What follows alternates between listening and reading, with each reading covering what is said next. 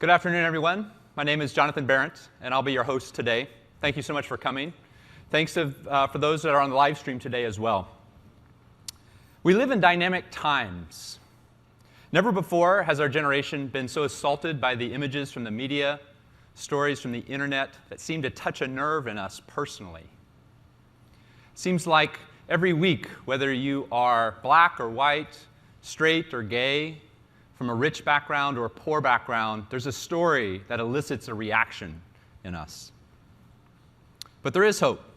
As long as the human spirit is alive on this planet, there will always be hope.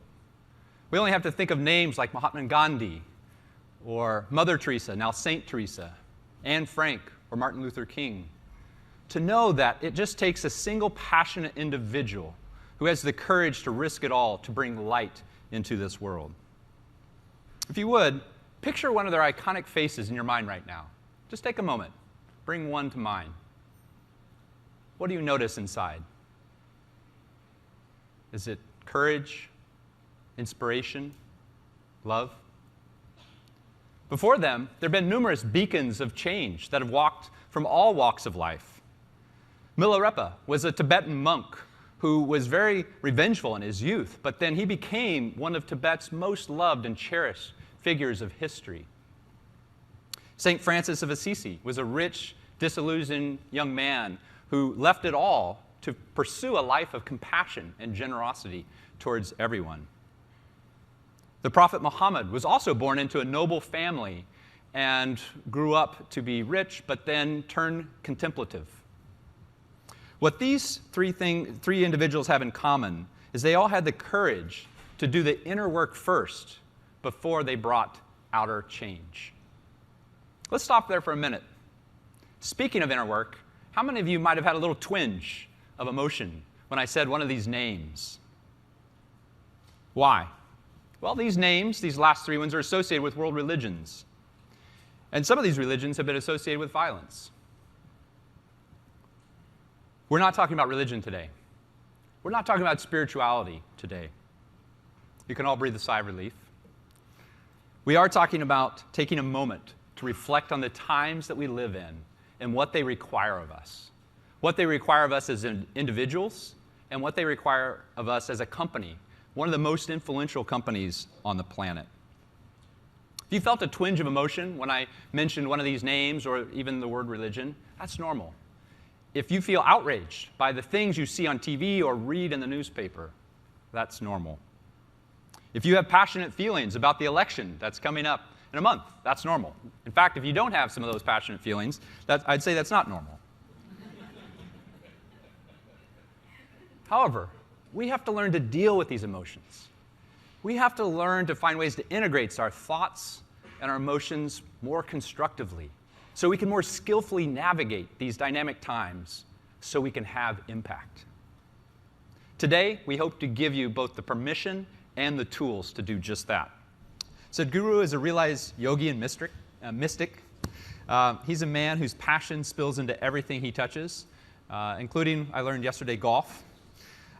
With a keen mind and an unbounded heart, his presence alone gives you a taste of what the natural state of the mind can experience in terms of love and joy and freedom.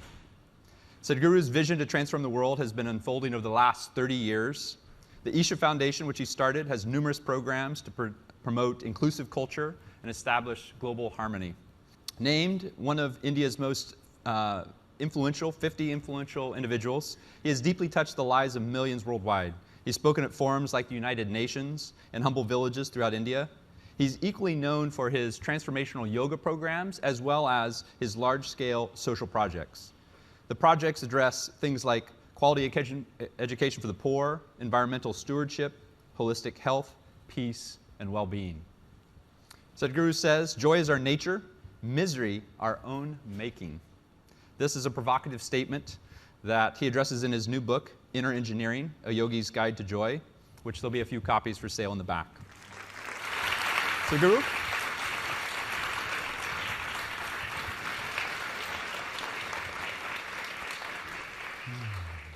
You don't mind if I cross my legs? No, please. My brains don't work if I don't cross my legs. Your brain doesn't work? Yeah. Yeah, all right. Well.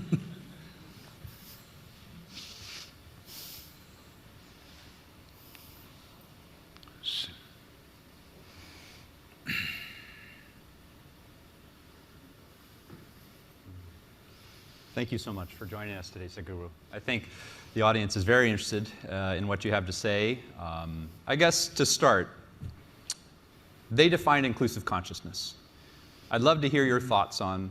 They did not define it. They did not. Okay. Well, I was just going to ask you what's missing. So you can start. With all due respect, they spoke about intent, right intent. Mm-hmm. They spoke about right kind of thoughts, emotions, attitudes, and to some extent actions. There is no consciousness in this. If we are understanding that the way we think, feel and act is our consciousness, no. It is like we are mistaking a plant, we are mistaking the flower for the soil. We are mistaking expressions for the source. This is something that's happening everywhere, not just here. People think by changing attitudes, their consciousness will change. No. By changing attitudes, certain actions will change. Yes, positive, beneficial, but it is not truly transformative. Change will happen, transformation will not happen. If I have to define a distinction between change and transformation, change means the residue of the past will still remain. A transformation means nothing of the past will remain, which is what is needed today if you want to create a new world, if you want a new generation to have a fresh life. It's been expressed in so many ways. Being in this part of the world, what they're familiar with generally, someone said, leave the dead to the dead. It's very significant. This is not coming out of recklessness. This is not coming out of unconcern, but this is coming with the concern that you must be a fresh life. You can learn many things from the past about how to conduct yourself, but there is nothing to learn from the past about how to be.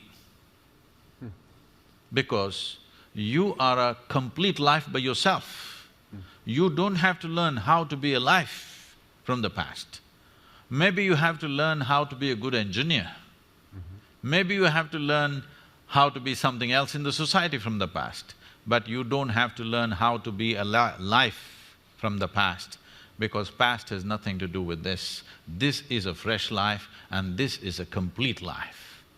Consciousness is that dimension which is the very source of who we are. Our intentions, our actions, our thoughts and our attitudes are a consequence of that. Or in other words, we are trying to fix the consequence without fixing the source. Now all these distinctions of variety of things that they said, gender discriminations, racial discriminations, every kind, okay? Somebody is a Hindu, somebody is a Muslim, somebody is a Googler, it becomes a religion after some time, believe me. Second generation, they will become a religion by themselves. Yes. I'm saying, you see a football match going on, it's like a religion, two different clubs. They're willing to fight and kill each other. It's just a game. So, where does this come from? See, the nature of being human is this. If you give me 2 minutes. See, there are 4 dimensions of our mind. In modern societies, the nature of our education has constipated our mind in such a way because we are just largely using just one dimension, which we call as the intellect.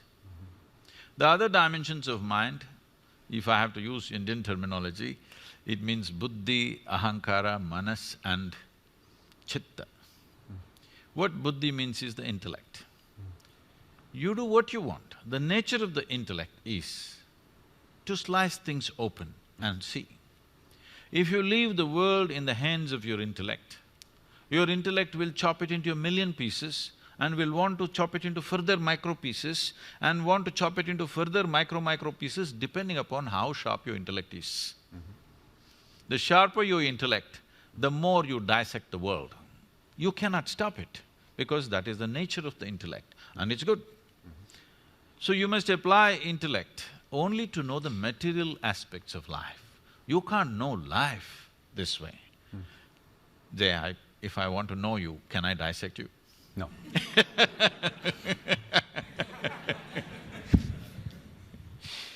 So, but if I want to know, if a doctor wants to know some aspect of you materially, what's wrong with you, he will take a biopsy and in a way, he opens it up and looks at it. It's okay on that level. But I can't know you as a person by dissecting you. I can't know you as a life by dissecting you. I can know a part of your body, maybe. Similarly, I can know parts of the world to make use of it, but I can't know life as such. So intellect has been over-eulogized. In the last 150 years, this is a European impact on the rest of the world, where we think our thought is supreme. Someone went to the extent of saying, I think so I exist or whatever. I want to ask all of you a simple question. Tell me, is it because we exist we may think? Or is it because we think we exist? Which way is it? Hello? Because we exist, we may think. Because people are in such a state of mental diarrhea all the time, non-stop it's going on, they think it's more of an existence than existence. But my head is all the time empty unless I want to think about something. So I know thought is not necessary, I can just live here without the thought. When I want, I will think, otherwise I'll keep quiet.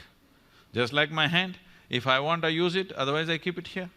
Similarly, you must be able to do this with your mind. Just because you lost control over your mind and you think it's everything because it's entering into every aspect of your life where it has no business. Thought has been over-eulogized by people. And the very nature of the thought is such that if you think, it must be logical. It cannot be any other way. Well, what somebody is thinking may look illogical to you, but they have found their own logic. The most extreme person that you have met, within himself or herself, they have their own logic, isn't it so? They are not speaking illogically as far as they are concerned. They have found their own kind of logic. Logic means it needs two. Logic means it needs division. Now, with logically you're trying to arrive at inclusive consciousness, it's not going to happen. Because you're using a knife to stitch, this is not going to work. If you use a knife to cut, it's efficient. You use a knife to stitch things together, you'll only tear it up further. So my thought and your thought, I'm telling you, whatever great meetings you have, conference, I've been to every kind of peace conference on the planet. What happens there? It's just short of war. After some time it heats up, on the second day anyway it's over, they all get drunk in the evening and they go home. If you make them stay there for a week, I'm telling you right there'll be a battle. Yes, it is true. I'm not saying this with any disdain. I made a sincere effort to participate in all these conferences at one time, believing they are going to lead to peace. But last 8 years ago, I decided I'll never again go to these events because people are professional conference attendees. They're making a living out of it. It's not about peace. So, the next dimension of intelligence is called as ahankara. Ahankara means identity. This is important, that in modern societies, we have not cultured our children to culture their identity. When I say identity, the fundamental identity for you is always your body. This racial thing that concerns him and concerns all of us. I'm darker than him, you know. I face it all the time, joyfully, but I face it everywhere I go. I have extra features which make me further discriminated.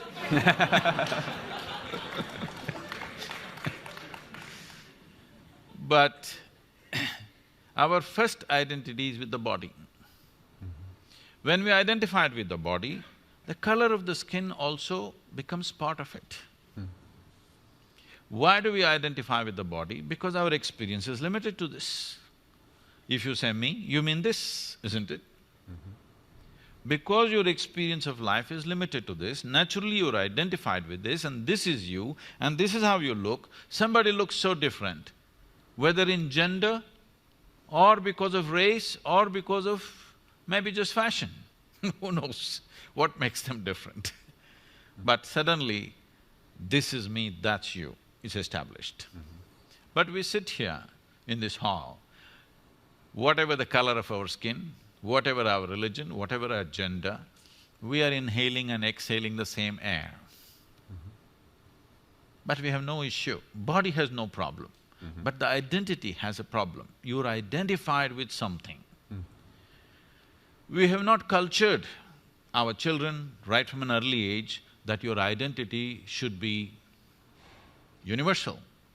This is something in India, traditionally, before you start education for a child, there's something called as Vidyarambham, where the first chant that they must do is that my identification with the entire cosmos. Without this, you should not give education to a child, that is the understanding. Because education is seen as an empowerment. You should not empower a person who has limited identifications. Because it doesn't matter whether it's of individual nature or of family or of community or race, religion, nation, it doesn't matter. Once you have limited identity, you will cause disharmony, you will cause cruel things, thinking you're doing the right thing. I know the debate, the source of… the debate always goes to ISIS and things like this. I want you to understand this.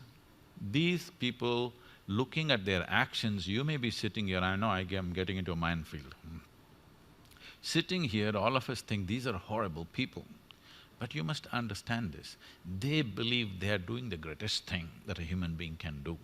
They're working for God. There can be no better employer. Not Google, God. Who you've never prayed to. Huh? That's my problem. But I'm saying, you should have seen this, you know, I'm sure you guys can Google anything. You must see, there is a press meet that the Afghan Taliban is conducting with the international media just before United States invaded Afghanistan. All these young guys with long beards and big turbans, they're all sitting like this, and they're asking questions. Just then they had, bombed that Buddha statue, and they made this thing that girls should not go to school and many other things. So these kind of questions are coming. Whatever you ask them, they say, in our book, in our holy book, our prophet, our God said this, we're just doing that. I was just watching these guys, I had tears in my eyes. These are wonderful guys. These are guys who are willing to die for what they believe in. But they've been screwed up by the scriptures. Yes, these are wonderful people who are willing to die for what they think is right, all right? A man who's willing to die for what he thinks is right is a great man, but look at the consequence. Simply because of limited identity. So this ahankara, this identity is what wields the intellect.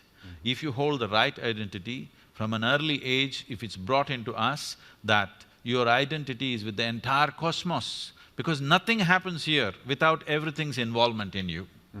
We are sitting on this round planet which is spinning and moving at a great speed in the middle of nowhere. You don't know where it begins, where it ends, this thing.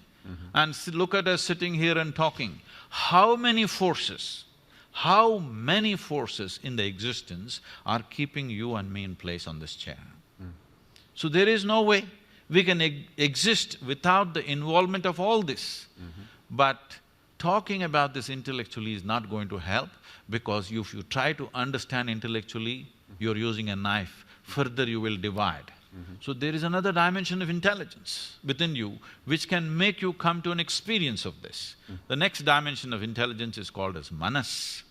Manas means it's a huge silo of memory. There are 8 types of memory in this. I'll just name them, I'll not go into this. These 8 types of memory are referred to as elemental memory, atomic memory, evolutionary memory, karmic memory, sensory memory, and in the karmic memory there are 2 types. One is called sanchita and prarabdha. There is a bank of memory which determines the very shape and size of your body. There's another one which is right now in play. So 2 dimensions of karmic memory. Inarticulate memory, that there is memory but you can never articulate, but it's finding expression. When you see a chair, you know this is where you should sit, not there. You didn't think about it because there is a memory in you that this is where you must sit. When you see a glass, you know this is how you must hold. This is not simple. Without this knowledge, you cannot do this. There is an enormous memory which allows you to do almost everything automatically because an inarticulate memory is constantly in action. And there is articulate memory which is very minuscule part of your memory. The next dimension of intelligence is most important, this is called as chitta. This is an intelligence without an iota of memory in it, unsullied by memory. See, memory means a boundary. You guys are always dealing with information. Today you're in technology. I think memory does not mean what's here, memory means all over the place. Memory is a boundary. What I know is always a boundary. What I do not know is a limitless possibility, isn't it? We have misunderstood the power of ignorance. Our knowledge is always bound within boundaries. Our ignorance is boundless. So always in the yogic system, we identified with our ignorance, never with our knowledge. This is something we must do in a technology company, because that's where the possibility is. That is where the new terrain is, in your ignorance, not in your knowledge. So, chitta is unsullied by memory, it's just pure intelligence. Right now, if you eat an apple, it turns into a human being. You cannot do it with your brains. Even your brains were created by what you eat, isn't it? There is an intelligence here which is capable of transforming anything to this because it is making use of the memory in the manas and making this happen. But the most important dimension of your intelligence is chitta. In today's education systems, in today's social conditions, there is no effort to dip into deeper dimensions of our intelligence. We're just too enamored with our own intellect and now using this knife to stitch everything. Well, you should know that even at Google, when we interview people, we have something called GCA that we look for, which is general cognitive ability. I suppose that would fall into that intellect dimension. Most of us weren't raised where we were told from an early age to identify with the cosmos. So is there any hope for us, or are we lost? See, identifying with the cosmos is just another thought. As a thought, it doesn't do much, it makes people little airy-brained and they'll start acting funny. You become new agey, you know, I love the cosmos. It's very easy to love the cosmos because it's not here with you. You got to love somebody next to you, there's lots of problems. See, this wanting to set up boundaries, the instinct of wanting to set up boundaries is so deep. You see a dog peeing all over the place, not because he has some urinary problem. He's building a kingdom, you know? It's a pea kingdom, but it's a kingdom, all right? He's building a kingdom. Every human being also doing the same thing because there are 2 dimensions of your intelligence. One is designed to create self-preservation. One aspect of your intelligence is designed for self-preservation, which is your intellect. The chitta, that dimension of the intelligence is designed to make you expand. Once you have come as a human being, this is your issue fundamentally. Whoever you are, whatever you are right now in your life, you want to be something more. If that something more happens, you want to be something more. If that something more happens, you want to be something more. I'm sure you guys want to set up Google Maps for Mars. Yes, if that happens for the entire universe, if it's possible. Because this is the nature of being human. There is one dimension which always wants to expand, another dimension which always wants to build walls. You build a wall, you feel safe, after 2 days you understand the walls of self-preservation are also the walls of self-imprisonment. You want to break it? You break it and you put a new wall there and you think this is great, this is freedom. After some time you feel that's not it and you want to expand it. These two dimensions are not opposing each other, they are not diametrically opposite to each other. They are complementary. There is only one thing about you which needs preservation, that's your physicality. This body must be preserved, because if you break it, you can't fix it. Everything else in you right now, suppose I take out all your thoughts, all your emotions, all your ideas, all your philosophies, all your belief systems and thrash them right here, break them into pieces. You can come up with fresh thoughts, fresh emotions, fresh belief systems, fresh philosophies, just like that. So all those must be every day put into the… what do you call them? The shredder. You must have a pulverizer, because shredder means they'll go again, pick it up and fix it. You must have a pulverizer for yourself before you go to bed. Today's ideas, today's thoughts, today's belief systems, today's experiences, you must leave the dead to the dead. Let me challenge that, because I thought something that Pavni said was very interesting.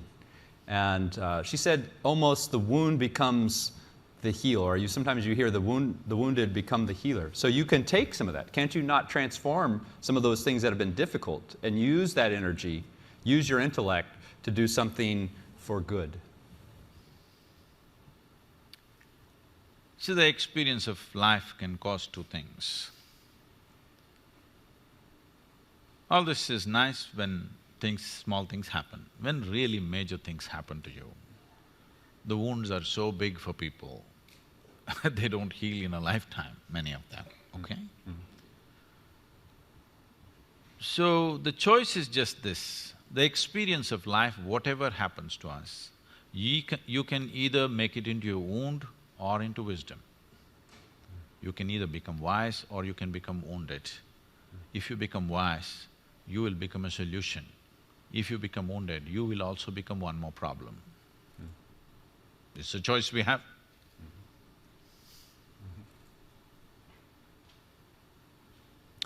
So where does this wisdom come from? How do we access, if we're so used to using one of these four, and probably like most of the people in the audience, I wasn't even aware of that there are these other dimensions. What's a starting point? What's a way to access beyond the intellect? See, it's like this. Right now there is water in this glass. This is definitely not you, yes? Yes. But if you drink it, it becomes you. What is it that you did with this water, that something that's not you became you? When you say inclusiveness, this is all you're talking about. Something that is not you, you want to make it a part of you in some way, isn't it? So this is right now not you, but if you drink it, it becomes you. So what is it that happened technically for you is just this. Right now, I'm asking you, you take your right hand, all of you, take your right hand and touch your left hand. Is that you? Hello? Touch the chair on which you're sitting. Is that you? How do you know this? What is the basis of this? How do you know this is me and this is not me? Here there are sensations, here there are no sensations. Or in other words, what you are saying is, whatever is in the boundaries of my sensation is me, whatever is outside the boundaries of my sensation is not me, isn't it? Right now this is not me, if I drink it and include it into the boundaries of my sensation, this becomes me, isn't it? Now, the boundaries of your sensations are such that if you make your life energies very exuberant, you will see they will expand. If it happened to you, suppose, it should have happened to many of you, there was a moment in your life when you felt so joyful, tears came to you. Did it happen to you? You were so joyful or loving, tears came to you. At such a moment, if you take your hand and just put it 6 to 8 inches away from your body, right here, you will feel sensations. If such things did not happen to you, I can do something horrible to you so that you experience something. We can chop off your right leg.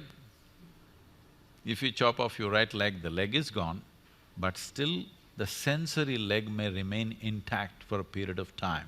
You heard of this phantom leg? Leg is physical, leg is gone, but the sensory leg is still there. This means sensory body has a structure of its own.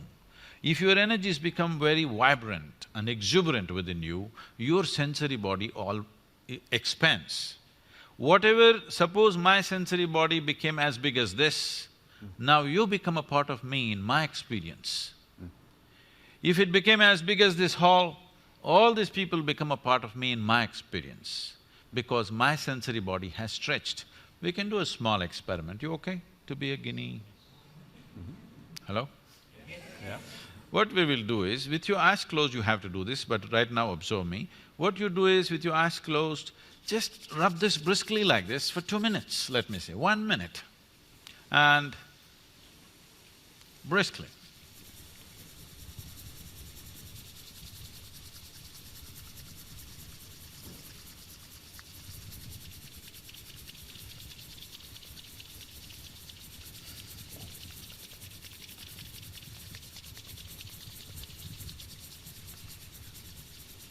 Okay, keep your eyes closed and just hold your palms 3 to 4 inches away from each other with your eyes closed.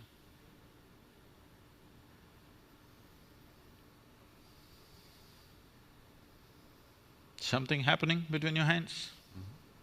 Hello? Okay, please open your eyes.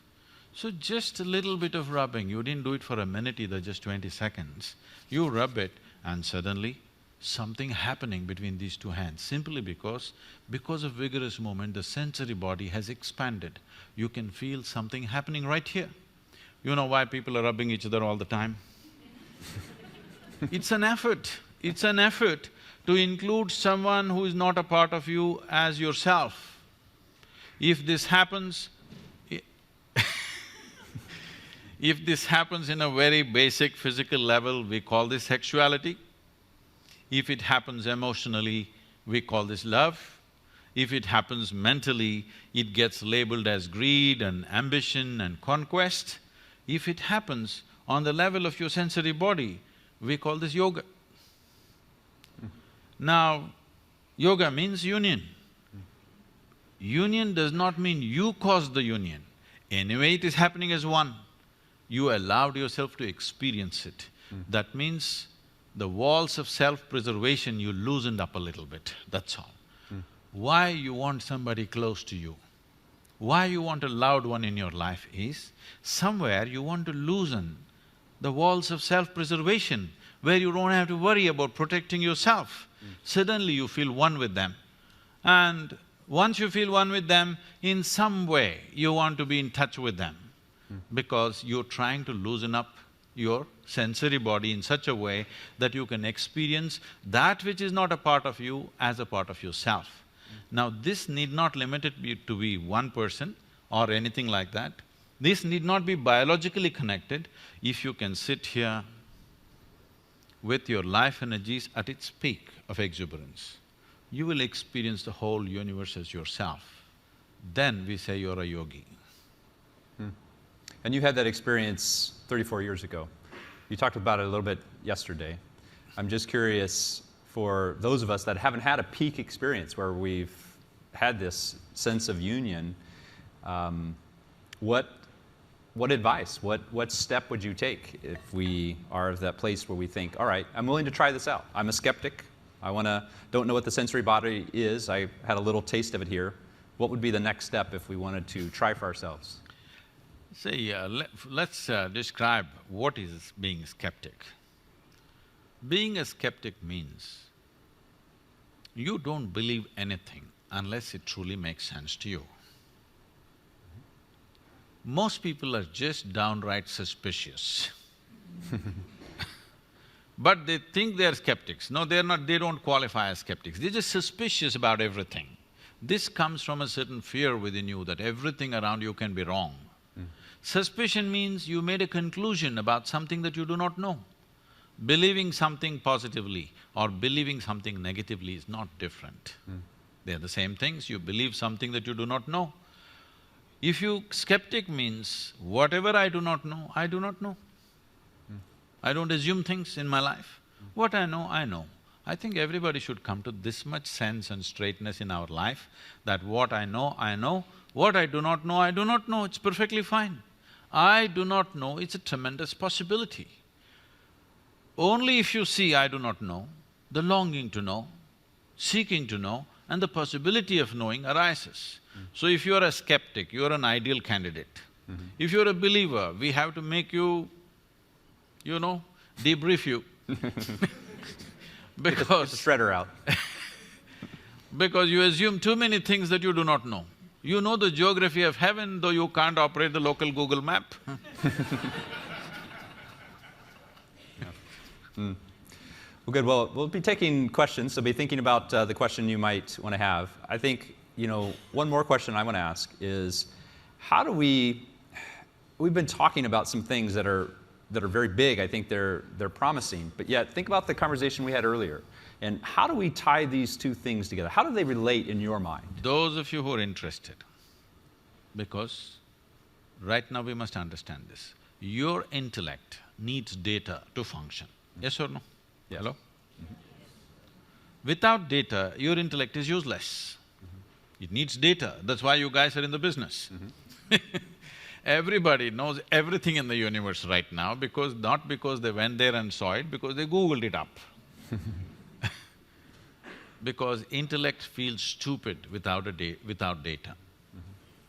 Now, the nature of the intellect is like this only, that it feeds upon the data. Where does the data come to you? What you see, what you hear, what you smell, what you taste, what you touch. In the very nature of things, these 5 sense organs, which are the main agents of gathering information for you, are all outward bound. You can see what's around you. You can't roll your eyeballs inward and scan yourself. You can hear this, so much activity here, you cannot hear this. If an ant crawls upon your hand, you can feel it. So much blood flowing, you cannot feel it. Because in the very nature of things, your sense organs are outward bound. You cannot use these to turn inward. There's another dimension of perception which needs to be activated. Why is it not active in me? Because the sense organs are instruments of survival. They come on when you're born, whatever kind you are. Anyway it comes on for a dog, pig, cat, elephant, for everybody. Similarly, it comes on for us. Whatever is needed for survival for any biological creature, it turns on at the time of birth because it's needed, otherwise you won't survive. But anything beyond survival process, without striving, it would not have entered your life, isn't it? Anything that you know, from an alphabet to whatever else you know… I'm sorry, I'm not talking about your brand, I'm talking about the real alphabet. Anything that you know, from reading to writing to using a computer or singing a song or whatever, you know these things with certain striving. I want you to remember when you're 3, 4 years of age, that damn A, how complicated it was. As if it was not enough, there were 2 versions of it which freaked the hell out of you. Today you can write with your eyes closed. But still, there are adults in the world who did not strive in that direction. Even today you ask them to write, they will struggle, yes or no? Without striving, anything beyond survival would not enter your life and will not enter your life. So turning inward is not a survival process. So there are 2 fundamental dimensions within you: instinct of self-preservation, longing to expand limitlessly. Both are true for a human being. This is essentially a human problem on the planet. No other creature wants to expand limitlessly. They're only thinking of survival. Their stomach full, life settled. For you, stomach empty, only 1 problem, stomach full, 100 problems. Yes, all your trouble begins after After stomach gets full, isn't it? Because this is longing to expand limitlessly.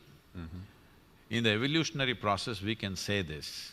For every other creature, nature has drawn two lines within which they live and die. They're quite fine. But once you become human, there is only a bottom line, there is no top line. So what humanity is suffering and confused about is not their bondage, they're suffering their freedom. What do you do with them? Wow. All right, well, I'm gonna invite anyone… All these identities Yeah. of religion, race, caste, creed, nationality, is they're trying to set their own bondage. Because no bondage has been given to you by nature. You're trying to set your own bondage so that you feel secure somehow. And so that's part of the motivation Yes. that's driving… All the these attack. identities, being identified with the color of your skin, with whatever nonsense you believe in, and nationality, just a cloth, a flag, people will stand there and tears will come to them, isn't it? Just look at that. It really amazes me. And it's…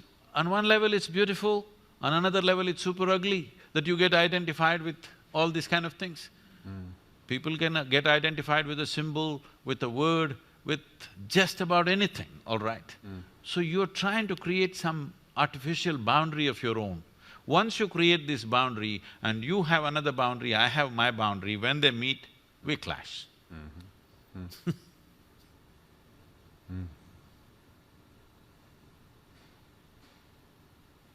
So if you have a question, please go ahead and come to the mic. And again, we're trying to think about this topic of inclusive consciousness. You've heard a lot of things shared from our VPs and also from this conversation, so let's hear what's on your mind based on all this. Over here. Okay. Hello. So I'm involved in organizing a peace conference in India, and it's a very grassroots-led effort, so no politicians, thank God. And I found it interesting that you said you stopped attending peace conferences. So I'd love to hear from you any advice on what we should do or what we should avoid to make this small effort a success for the people who are attending. See, when you say, no politicians, thank God, you're just not attending to the source of problems.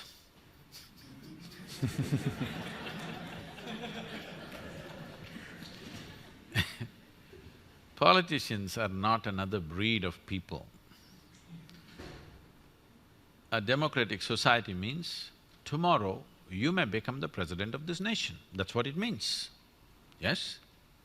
If you're willing to stick your neck out, you may become the president of this country or a prime minister of another country. So politician did not drop from the sky, he is not some other creature. He's just like you and me, he stuck his neck out, which you and me are not willing to do. Let's admit this, it's not an easy thing.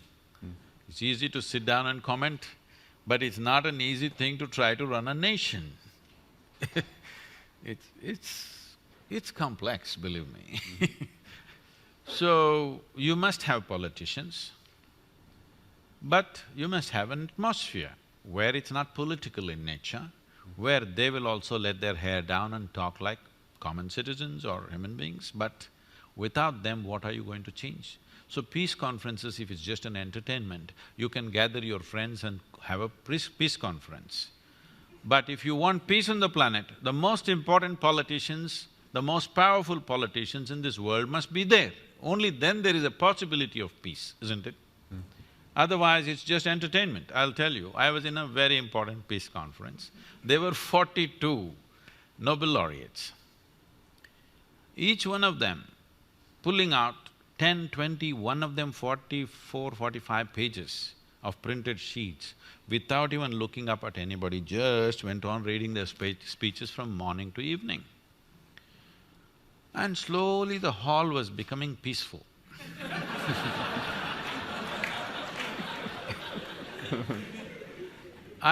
In one afternoon, the second day afternoon, I'm sitting right here in the front row and I look around, literally everybody has fallen asleep except the security man who's standing there and me, the idiot. who is sitting up there and believing there's going to be world peace because of this conference and sitting up there alert, listening to every word. Then I looked around, everybody's become very peaceful. They've been having late-night parties and they're all very peaceful. Then when my turn to speak came, I said, see, I've heard so much peace since yesterday. I want to ask you, can all of you or any of you put your hand on your heart and say, you are genuinely peaceful in your life? They were straight enough. They said, no, we are not peaceful. I said, if you cannot make your mind peaceful, how the hell are you going to make the world peaceful? What's happening in the world is just a larger manifestation of the nonsense that's happening in our heads, isn't it? If you and me were truly peaceful human beings, do we have to worry about you and me fighting someday? Hello? Whatever the issues, we'll sit down and handle it, right? Because there is violence in us, now we have to have a boundary. Here there's a barricade. Just in case I get violent or you get violent.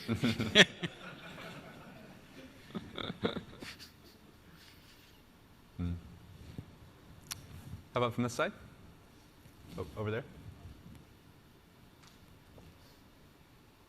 Hi, just a very basic question. You mentioned that before we start education of our children, we should try and make sure that their identity is the cosmos. But how do you do that when we ourselves are so hardwired? I mean, how do we tell our children that their identity is more when my own thinking is so limited, when my own identity is so limited? How do I pass something like that to a child when I am not capable of doing that myself? Anyway, whatever you tell your children don't listen to you, you better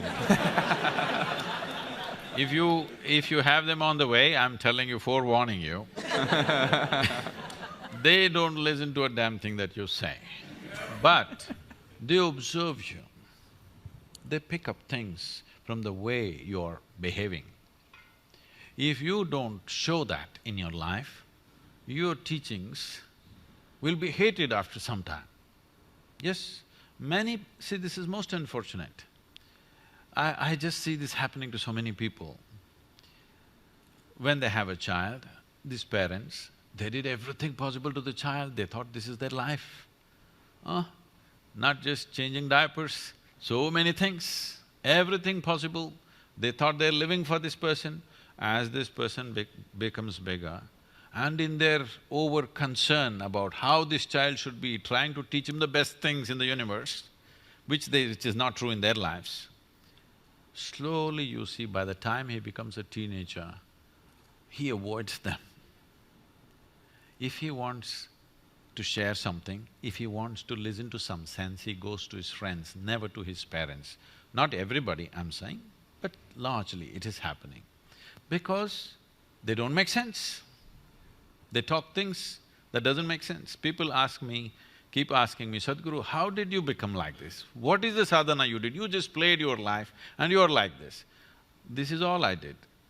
I strive to remain uneducated.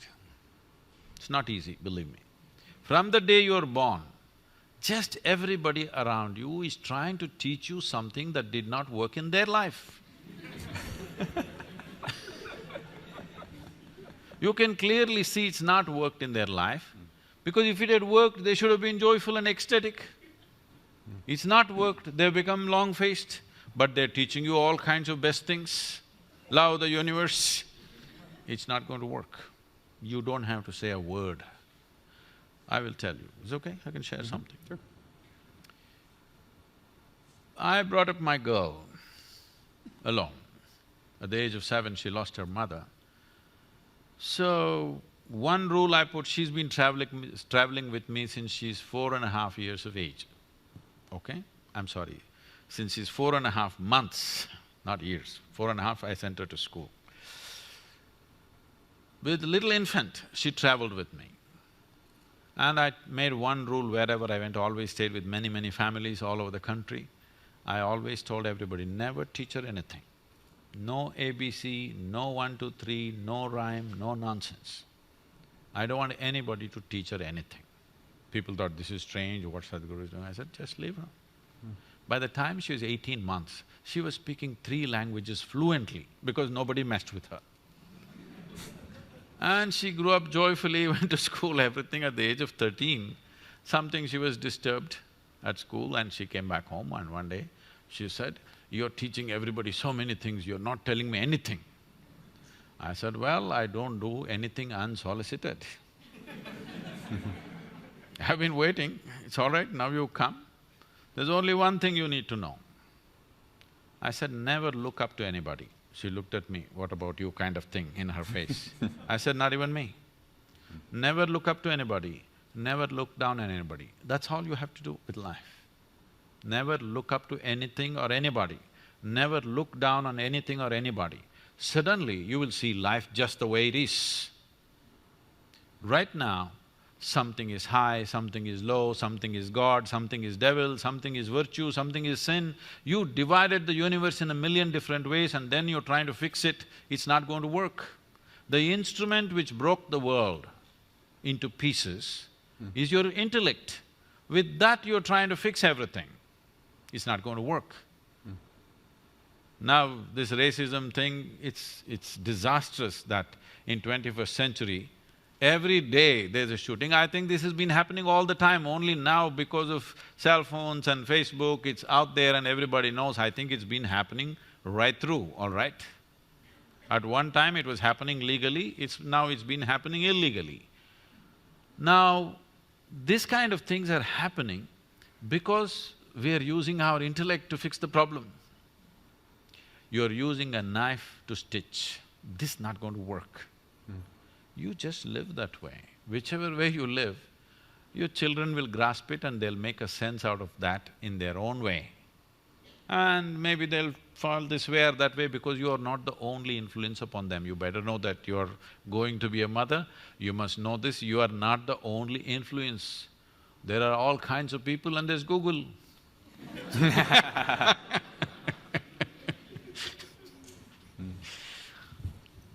Sadhguru, you talked about identity and inclusive consciousness. So I want to know, let's say like you talked about the sensory body and feeling that everyone is part of you kind of thing. So where does the role of action comes in? So if I do something, do I identify myself with what I did? And let's say if I feel that you are or everyone is part of like me or the whole cosmos and you do something, is it you doing something, cosmos doing something, me doing something? Where does the action comes in picture? See, this is the beauty of our existence. In this existence, in this cosmos, we are not even a speck of dust, that small we are. But still, creation has given us an individuality, an individual nature, that we can experience these things. But countless number of people who lived on this planet before you and me came, where are they? They're all topsoil. They've become part of the earth, isn't it? So, if you get it from me today, you can transform your life, that really everything is a part of you and you are a part of everything, not as a thought, but experientially. If you can experience everything around you as you experience the 5, 10 fingers of your hands, then you will see life becomes tremendously beautiful. Otherwise, anyway, one day you'll get it from the maggots, but it'll be a bit too late lesson, but everybody will get it one day, isn't it? Hello? When people bury us, we're going to get the point that we are part of the earth. Right now, if we get it, we can live sensibly. So, this must come from an experience. If you come from a thought, again you're thinking, how is inclusiveness and individuality existing at the same time? That is the beauty of this existence. It is the filth which has become the flower, isn't it? Yes or no? It is the filth which has become the flower. If in your mind filth is different, flower is different, but in existence filth and flower are same. They're not different, just different ways of existing. For your nose, filth doesn't feel good. But if you were a pig, you would like the filth. Nothing wrong with that, because it's the same thing. It's the same thing or no? Hello? It's the same thing, isn't it? It is just that in our mind, with our intellect, we are breaking everything. This breaking is only a psychological reality. This is not existentially true. See, we started a huge movement called Project Green Hands, I think something little bit was there in this. This happened like this. When I saw that entire southern India was turning into desert very rapidly, rivers were drying up, groundwater went from like 150 feet to almost 1,500 feet, and palm trees, the crowns were falling off, we thought we must do something. Then I did this to them. One day I called, I went to a small village and called for people. About 5,000 people turned up. So I made them, it's around 11 o'clock in the morning. The weather is not like this in southern India. It's hot summer sun. I made them sit there. Close by, there were about 5 rain trees, 3 of them really large ones. You seen rain trees? Some of them can be as large as an acre, its shade. So 3 of them are really large ones, 2 of them were medium-sized ones. Very attractive, I would love to be under those trees, but I made them sit here in hot sun. And I went on talking, stretching the talk, telling them stories, telling them jokes. They were all very enthusiastic in the beginning, slowly. If you're walking around, you won't feel the sun. If you just sit under the sun, it just really gets you. About 1.25, 1.5 hours, they were really going away, they were thinking, what's wrong with this Sadhguru? He's just frying us in the sun. Then I said, come, and I took them under the tree. Everybody. Suddenly you know what is a tree. Otherwise you were thinking how to make furniture out of this. Now suddenly you know what's a tree. I made them sit down there and breathe. It's a certain spiritual process that I set up a process for them where I told them, what you exhale, trees are inhaling. What they exhale, you are inhaling. Once they experienced it, now you can't stop them from planting trees. They planted over 28 million trees and you can't stop them. They changed the entire culture. But when, this happened to me about 9–10 years ago, I went back to Mysore city, which I had not gone and done any work there, I had never spoken there, I avoided this because my family lives there. I wanted to be anonymous in that town, not recognized. But because of Google and stuff, I got recognized everywhere. So when I went there, they insisted I must do something, I called for a program. All kinds of people turned up. My kindergarten school friends, teachers, my college teachers, school teachers, everybody. When I spoke and all this happened, then my English teacher came up to me from school and she said, now I understand why you wouldn't let me teach Robert Frost. I said, ma'am, why would I not let you teach Frost? I like Frost. I have some poetry in his own voice. I said, I like Frost, why would I not let you teach? Don't you remember you didn't let me teach Frost? Then I remembered, one day she came up and we were always studying English poems and English literature. Suddenly she introduced this American poet and said, this Robert Frost is a great guy, and she started off the poem. Woods are lovely, dark and deep. I said, stop. I said, a man who calls a tree a wood, I'm not going to have anything to do with this guy. She said, no, Robert Frost is a great… I don't care who the hell he is. He calls tree a wood. I'm not going to listen to that guy, I didn't let her teach. We chose Longfellow instead of Frost because I didn't let her teach Frost that year. So, I'm saying if you call a tree a wood, it's a commodity. This water, this earth that you walk upon, the people that you see, these are not commodities, this is life, isn't it? The air that you breathe, the water that you drink, the soil that you walk upon, the trees that you sit under, everything else in this world is life and life-making material for you. If you forget this, you will treat it as commodity. If you experience this, that this is actually what is making your life, then you will see the most fantastic thing about this universe is everything is one, but everything is separate at the same time. That's what gives us an experience. That's why I can sit here and talk to you, otherwise how to talk to you? Wonderful. Maybe one more question? Hi Sadhguru, thank you for coming. So for me, one way to achieve inclusiveness is to see other people as ourselves. For example, right now, I know for sure that you exist within me, because your voice happens within my head, your image. No. If voices are happening within your head, it means something else. So your image happens within me because it reflects through my eyes. You mean to say you have nightmares every day? Well, my point is, I see you within me. That's I know for sure. But I wonder whether you see me within you as well. And if you answer yes or no, then that may be a belief, because how do I know it's true? See, there are two levels of reality here. There is a psychological reality and there's an existential reality. Existential reality is not your making. Psychological reality is entirely your making, but a large part of it is unconsciously made, so you believe it is real.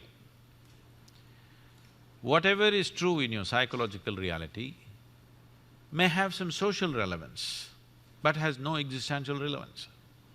Right now, if I say you're within me, you'll feel good. If I say I love you, you'll feel good. Maybe it's true for me, maybe it's true for you, but it's not floating around anywhere here, okay? It's just my emotion and your emotion. Yes, it is nice that our emotions are sweet, our thoughts are sweet, our actions are sweet, it's wonderful if it is so. But it has only psychological and social relevance. It has no existential relevance. If you want to know life, you have to step out of this bubble called psychological reality and step into existential reality. Then only you have a taste of life. Otherwise, you are just a bundle of thoughts, emotions, ideas, opinions, and now I'm there in the… in all that. So, what I would tell all of you is, instead of thinking about it, instead of analyzing it, an experiential dimension has to happen. If you're willing to dedicate 28 to 30 hours of focused time, we will give you tools with which you can make this happen for yourself. This is not some empty talk, this has happened to millions of people. This has worked. And I must tell you, first 21 years of my work, as a rule, I never appeared in the media. Of course, I didn't have a website. Never put up one poster or banner or even a brochure. Only by word of mouth, millions of people came. Obviously, it must have worked for them to bring their family and friends. And now I'm not promising any miracle. I'm not taking you to heaven. I'm telling you the source of all your problems is you, not somebody else. I'm saying it's hard talk. It is not some miraculous promise of going to heaven, some la-la land is there and everything will be fine for you. No. In spite of that, people came because they saw the transformation within themselves and people around them had to come. There was no other way. So I'm saying, this is a technology of well-being.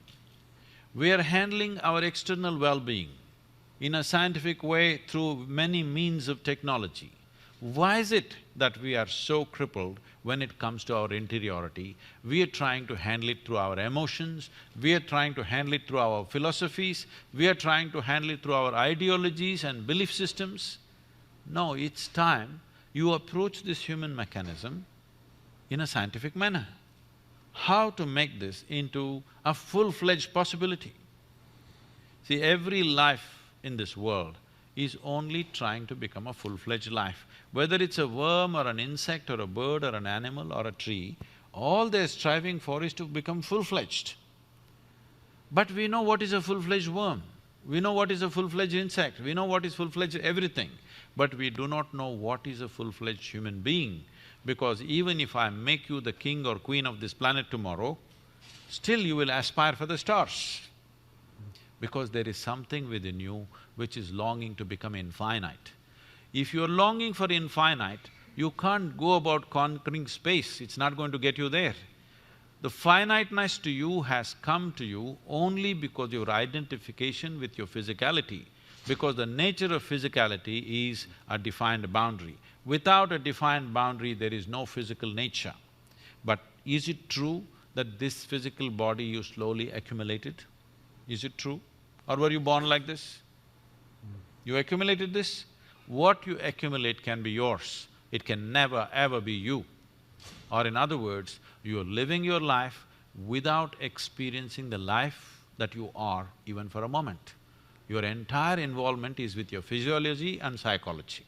Each time it changes that you experience the life that you are.